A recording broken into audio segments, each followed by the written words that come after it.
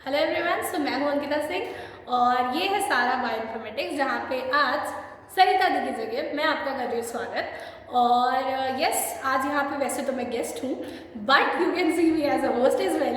तो सरिता दी आज मुझसे पूछने वाली है कुछ क्वेश्चंस, और वो क्यों वो बताएंगी ये खुद, और मैं कौन हूँ वो भी बताएंगी ये खुद।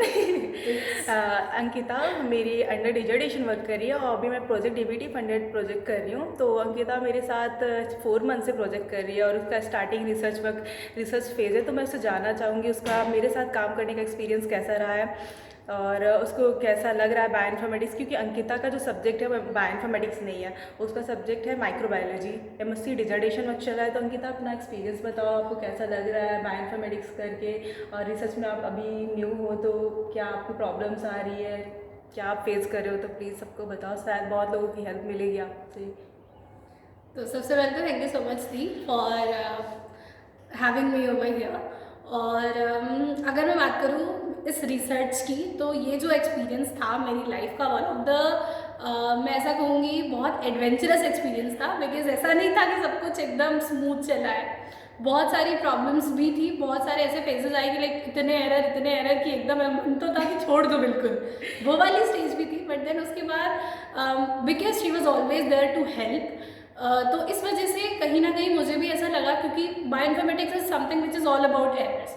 और ये चीज़ जो मुझे रियलाइज़ हुई है वो रियलाइज़ हुई है इनको देख करके। बिकॉज मुझे तो ये होता है कि अगर एरर आ रहा है तो मैं तुरंत छोड़ दूँ, या मैं 10 बार तो मैंने खैर ज़्यादा ही बोल दिया, मुश्किल से 4-5 बार मैं कर सकती हूँ, उसके बाद मैं उसको हटा ही दूँगी कि नहीं, मेरे से नहीं हो रहा। She is the one who has taught me कि errors are a part of your life is well, और किस तरह से मतलब उन्होंने एरर से ही हमें बहुत कुछ सीखने को मिलता है। अगर वो नॉर्मली सॉल्व होता जाएगा तो हम समझ नहीं पाएंगे एक्चुअल में वही चल क्या चीज़ रहा मुझे है। सबसे इम्पॉर्टेंट जो मैं कहूँगी, जो मुझे सीखने को मिला है वो यही है कि जब एरर आते हैं तो हमें कुछ इतनी इंटरेस्टिंगली, मतलब आपको सारी चीज़ें समझ में आती हैं ना, एक एक स्टेप कि ये हुआ तो क्यों हुआ, कैसे हुआ, इसका क्या मीनिंग है, वो तभी समझ आएगा जब एरर आएगी।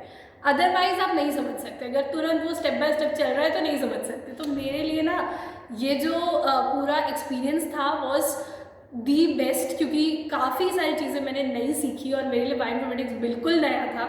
तो अगर किसी ने मुझे बायोइन्फॉर्मेटिक्स को लविंग बनाया है, इंटरेस्टिंग बनाया है, सो आई वुड से दैट्स।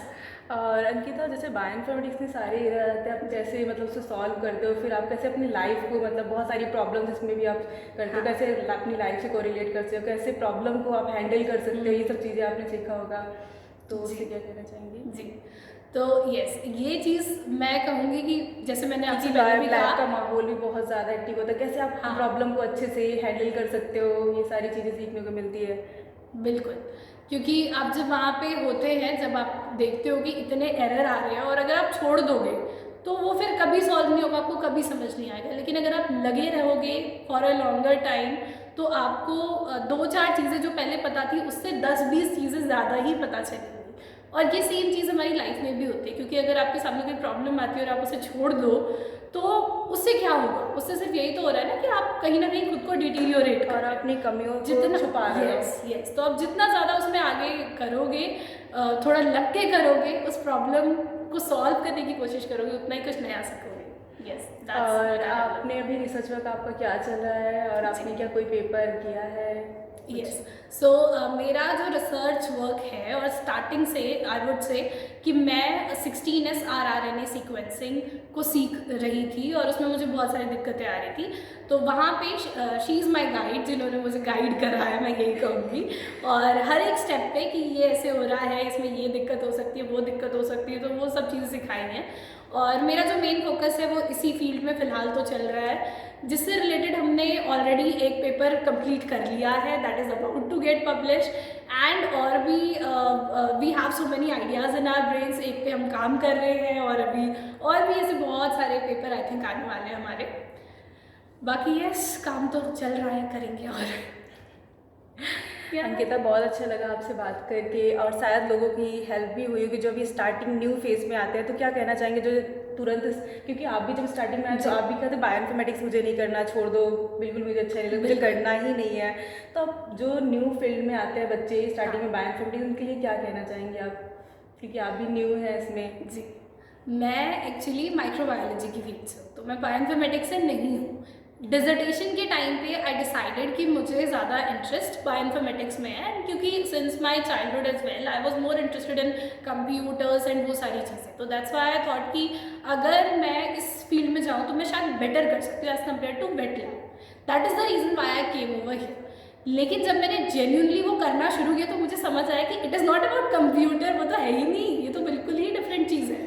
तो मैं वही कह रही हूँ कि जो भी नया स्टूडेंट आएगा उसको ऐसा ही लगेगा कि बिल्कुल अलग है, ऐसा कुछ पहले हमने नहीं किया है। And errors is the thing जिससे हम सबसे ज़्यादा डरने वाले हैं, जिसकी वजह से आपको ऐसा भी बहुत सारे फेजेस हो सकते हैं कि आपको लगेगा कि करना ही नहीं है, अब तो रहने दो, नहीं हो रहा है, छोड़ो, कुछ और करते हैं। और अंकिता माइक्रोबायोलॉजी का हो कि उसने बायोइन्फॉर्मेटिक्स सीखा भी, आर भी वो थोड़ा थोड़ा कर रही है, स्क्रिप्टिंग लैंग्वेज भी सीख रही है, तो काफ़ी कुछ उसने सीखा है। यस, अगर मैं आपसे कहूँ कि मैंने ये छोटे से ड्यूरेशन में, मतलब मेरा जो टाइम पीरियड है इज़ अराउंड, अगर मैं ढंग से लग के बोलूँ, was around 2 months only, right. अगर ध्यान से देखा जाए जनवरी से I have been over here, और 2 months में I have learn so many techniques, मतलब 16 SRRN is one thing, then उसके बाद आर प्रोग्रामिंग, लाइनेक्स पूरा सीखना, उसके अलावा भी डॉकिंग्स एंड एवरीथिंग, सिमुलेशन तो मुझे तो अच्छे से नहीं आता है, डॉकिंग इज़ व्हाट या, तो ये थोड़ी बहुत चीज़ें हैं जो मैं ये बोलूँगी कि सीखी है मैंने इन दिस ड्यूरेशन। तो यस, अगर आप चाहें तो आप भी कर सकते हैं।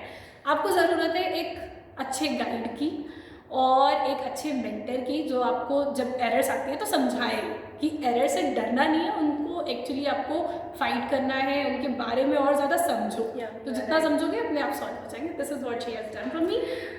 अंकिता का भी यूट्यूब चैनल है, तो अगर इसको फॉलो करना है कर सकता है, मैं मेंशन कर दूंगी। अंकिता थोड़ा बता भी दो उसके बारे में। यस, सो जो मेरा यूट्यूब चैनल है, it is about the name is the conscious neuron, because as you know that I am somebody who is totally into science, लेकिन I am more of a मतलब मैं जितनी प्रैक्टिकल आप कहो, जितनी ज़्यादा साइंटिफिक हूँ, उतनी ही ज़्यादा साइकोलॉजी में भी मेरा इंटरेस्ट है, उतनी ज़्यादा क्रिएटिव माइंडसेट भी है। तो yes, combining both is the goal of my channel, जहाँ पे आपको बहुत सारी लाइफ स्किल्स, बहुत सारी इंटरेस्टिंग चीज़ें जानने को मिलेंगी अपने ब्रेन के बारे में, और यू नो साइंस का कॉम्बिनेशन होगा थोड़ा सा लाइफस्टाइल के साथ में, और लाइफ लेसन्स वगैरह सीखने को मिलेंगे।